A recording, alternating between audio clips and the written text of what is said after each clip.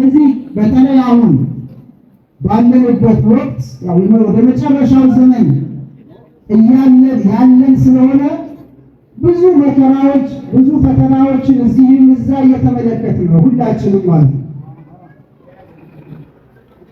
ስለዚህ እነዛን ፈተናዎች በጽናት ልናሳልፍ ይገባናል። ነቢያችን አለይሂ ሰላቱ ወሰላም ወደ መጨረሻው ዘመን የሚመጡትን ሁኔታዎች የሚገልጹልን ከአሁኑ እነዛን ነገሮች አውቀን ተዘጋጅተን እንድንጠብቃቸው በአንድ ሐዲታቸው ምን ይላሉ? ሰየእቲ ዐለ ናሲ ሰነዋቱ ኸዳዓት ይላል። ወደፊት ወደ መጨረሻው ዘመን አታላይ የሆኑ ጊዜዎች ይመጣሉ። በጣም ኸዳዕ የሆኑ አታላይ የሆኑ ሸዋጅ የሆኑ ጊዜያቶች ወደፊት ይመጣሉ። በዚያ ወቅት ይላሉ ዩሰደቁ ፊሃ አልካዚብ ውሸታም የነበረ ሰው ሁሉም ማህበረሰቡ በውሸታምነቱ የሚያውቀው ሰው እውነተኛ ነው ተብሎ ይወሰዳል። እሱ እኮ ውሸታም ነው። ነገር ግን ወቅቱ እንደማይሆን የተገላቢጦሽ ስለሆነ ውሸታሙ ሰው እውነተኛ ነው ተብሎ ይወሰዳል።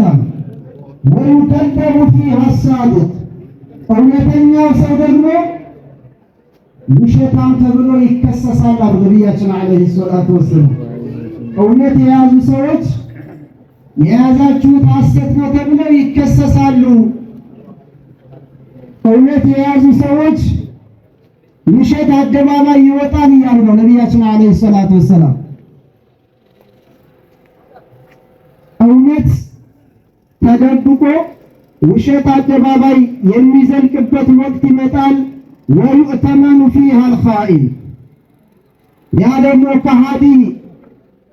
ከሃዲ የሆነ ሰው አጭበርባሪ የሆነ ሰው ደግሞ እንደዚሁ ታማኝ ነው ተብሎ ታማኝ ሰው ነው ይባላል። እሱ እኮ ኻኢን ነው፣ አታላይ ነው፣ አጭበርባሪ ነው። ነገር ግን ሰው ያንን ሰው እንደ ታማኝ ሰው አድርጎ ይወስደዋል አሉ። ወዩኸወኑ ፊሃ አልአሚን ታማኙ ሰው ደግሞ ከሃዲ ነው ተብሎ በከሃዲነት ይፈረጃል አሉ ነቢዩ ሰለላሁ ዐለይሂ ወሰለም። ታዲያ ይህ ወቅት የማን ወቅት ነው ብለን ሁላችንም ማየት መቻል አለብን። ይሄን አሉና ወየንጢቁ ፊሃ ሩወይቢዳ የሆነ ሰው ወሳኝ በሆኑ የዲን ጉዳዮች ላይ ይናገራል አሉ ነቢያችን አለይሂ ሰላቱ ወሰላም። ሰሓቦች ጠየቋቸው፣ ወመን ሩወይቢደቱ ያ ረሱለላህ አሏቸው። አልገባቸውም።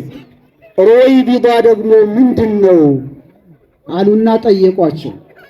የነቢያችን አለይሂ ሰላቱ ወሰላም መልስ ምንድን ነበር?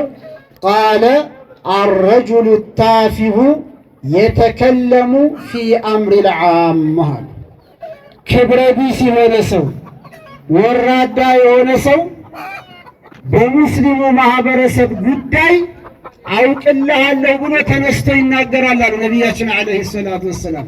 ምንም ዒልም የሌለው ማን ሸኽ ላይ ቀርተሃል ብትለው ገሌ የማይል ሰው ፈትዋ ለመስጠት ሚንበር ላይ ቁጭ ብሎ ይናገራል አሉ ነቢያችን አለይሂ ሰላቱ ወሰላም።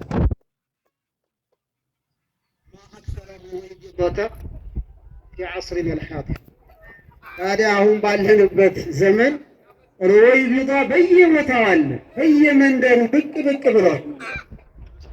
ሱብሓነላህ። በተለይ አላህ ያመጣብን ይሄ ሶሻል ሚዲያ የሚባል ቀደም ያሉ መሻይኾች ይሄንን ሳይሰቡ ይሄንን ሳያዩ አላህ መርጦ ወሰዳቸው። በጣም የሚያሳዝን ሶሻል ሚዲያ ላይ የመንደር ጎረምሳ ብድግ እያለ ፈትዋ ይናገራል። ስለ ትላልቅ ጉዳይ ዑለማዎቹ በጣም አዋቂዎቹ እንኳን ይናገሩት የማይችሉትን ብድግ ብሎ ይናገራል። ሱብሓነላህ። በጣም ፈታኝ ወቅት፣ አሳዛኝ ወቅት ላይ ነው የደረስነው። በአላህ ስብሓነሁ ወተዓላ የአላህን ክብር የመዳፈር የነቢያችንን ሰለላሁ ዐለይሂ ወሰለም ክብር መዳፈር የታላላቅ መሻይኾቻችንን ክብር መዳፈር በሶሻል ሚዲያ ላይ በሰፊው እየታየ ነው ያለው። ያው ለሁላችሁም ግልጽ ነው። አላህን ልክ በሰው ልጅ ባህሪ ሱብሃንአላህ ለመናገርም በጣም የሚዘገንን የሚቀፍ ማለት ነው።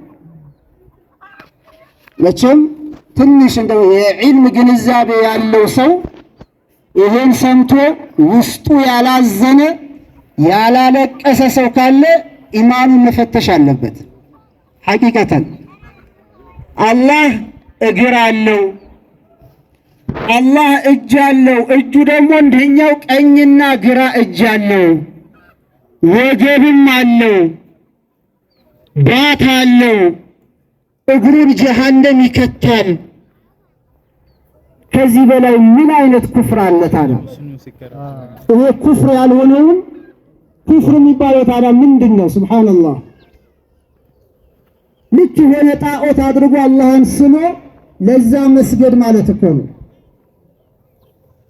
አላህ ቁርአን ላይ በግልጽ እየነገረን ሱረቱል ኢኽላስ እኮ ስለዚህ ነው የሚያስተምረው። ቁል ሁወላሁ አሐድ አላሁ ሰመድ ለም የሊድ ወለም ዩለድ ወለም የኩን ለሁ ኩፉወን አሐድ። ይሄ እኮ ዐቂዳ ነው፣ ተውሂድ እኮ ነው።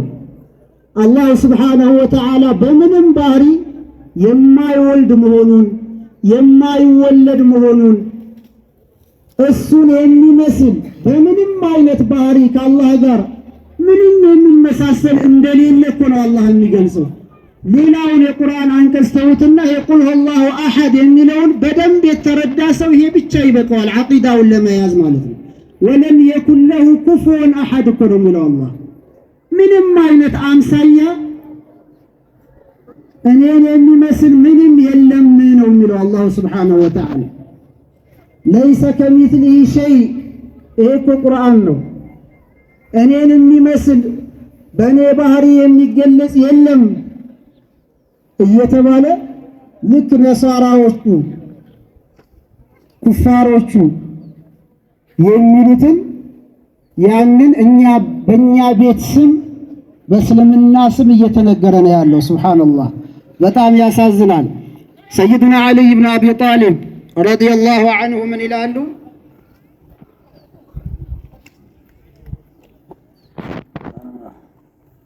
ቃለ الإمام علي رضي الله عنه سيرجع قوم من هذه الأمة عند اقتراب الساعة كفارا አሉ። ወደፊት ቅያማ እየደረሰ የዓለም ፍጻሜ እየደረሰ በሄደበት ሰዓት አሉ ከዚህ ኡማ አሉ من هذه الأمة ከዚህ ኡማ ከኔ ኡማ ሰዎች ወደ ክህደት ይመለሳሉ አሉ። ኢማሙ ዓሊይ ብን አቢ ጣሊብ ናቸው ይሄን የሚሉት። ወደ ክህደት ይመለሳሉ። ዩንኪሩነ ኻሊቀሁም ፈየሲፉነሁ ቢልጅስሚ ወልአዕዳእ አሉ። ክህደታቸው በምንድን ነው? ጌታቸውን ክደው በጅስም በአካል በሰውነት ክፍል ጌታቸውን ይገልጹታል አሉ ኢማሙ ዓሊይ ረዲየላሁ ዐንሁ። በዚህ ምክንያት ከዲናቸው ይወጣሉ፣ ይመለሳሉ። ስለዚህ ሁላችንም እንዲህ አይነት የመንደር ጎረምሳ የዕልም ብስለት የሌለው ወይንም አላህን የመፍራት ምልክት የሌለባቸው ሰዎች እየተነሱ ማህበረሰቡን ውዥንብር ውስጥ እየከተቱ ነው። በጣም የሚገርመው ነገር ደግሞ ይሄ በጣም የሚያሳፍር አንገት የሚያስደፋ ሆኖ እያለ ሐቅ ላይ እንዳለ ሆኖ ደግሞ ሌላው ለሱ ከጎኑ ሆኖ መልስ የሚሰጣል። ሱብሃንአላህ ይህ የሰለፎች ዐቂዳ ነው፣ የነቢዩ ሰለላሁ ዐለይሂ ወሰለም ዐቂዳ ነው ተብሎ ማለት ነው። ስለዚህ ሁላችንም ዲናችንን በደንብ እንረዳ። ሰላት ስለተሰገደ ብቻ፣ ጾም ስለተጾመ ብቻ፣ ሌሎች ዒባዳዎች ስለተደረገ ብቻ ሙእሚን ነን ብለን እንትን ማለት የለብንም። ስለዚህ ሁላችንም እምነታችንን ልንጠብቅ ይገባናል። እምነታችንን ከዑለማዎች ጎን ሆነን ልናውቅ ልንማር ይገባናል። በየጊዜው እንደምለው የዒልም ትጥቅ ሁላችንም መታጠቅ አለብን። ወላሂ የዒልም ትጥቅ ያልታጠቀ ሰው ብዙ ፈተና ገና ይመጣበታል። ብዙ ፈተና ቃለ አላሁ ተዓላ ቃለ ረሱሉላህ በተባለ ቁጥር ጆሮ የምትሰጥ ከሆነ ኪሳራ ውስጥ ነው ያለው። ስለዚህ ተማሩ፣ ቂራአት ቅሩ፣ የማታውቁትን ከዑለማዎች ጠይቁ። ማነው የምትከተለው ብለን ቆም ብለን ማየት አለብን። ሶሻል ሚዲያ ያገኘነውን ሁሉ የምንከተል ከሆነ ጎግል ላይ ሰርች እያደረገ በዛ ቂራአት እየቀራ በዛ ፈትዋ የሚሰጠው ሁሉ የምንከተል ከሆነ ሀላክ ላይ ነው የምንወድቀው፣ አደጋ ላይ ነው የምንወድቀውና ሁላችንም በአግባቡ ሆናችንን እንረዳ እላለሁ። ወቢላሂ ተውፊቅ።